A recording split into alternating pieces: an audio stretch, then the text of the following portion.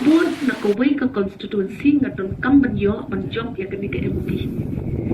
banyo haka cakap badon emeli tapi ay tang mas jaru kalbiang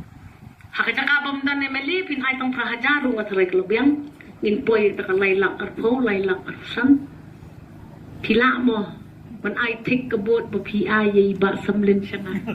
pila kano talaang katlay hajar pentang dia ngasang hajar katsan labiang ngalale ya ka calculation meneh bagi staff ki jonga bangoong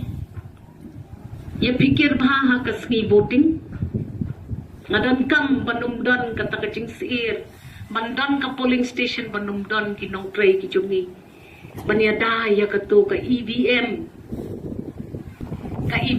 hapu polling station lemon kibriyo nalayale MP mentang nga sa tip plan si kiwigi constancy gi election kumno matalong shirkay tito ay nga kata kakunan kanungon na pedeng jong pihang ni ra tigi ban ay nga katsan lani katlay ajarbon ra pangadiyo baro mo to padeng po ay kalangka ban ay nga tangkat may pala ay nang higibigi partida no ha iya mali jong fide parar kami jong ale sidang dong naman manakaning po dito nama to kamlele iya don lala ka jong jersey lala ka jong party lala ka jong tumi bat nga kermen ba hakani ka MPP nya kersyanlem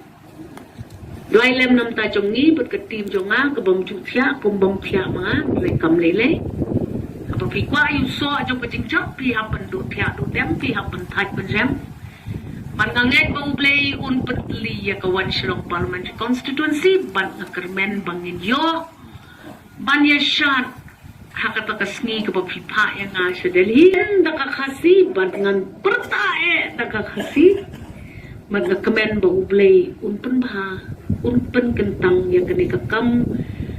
kabala pun jing mut shisha na kabta jungi paro si hajar mo ya pi bro hakakot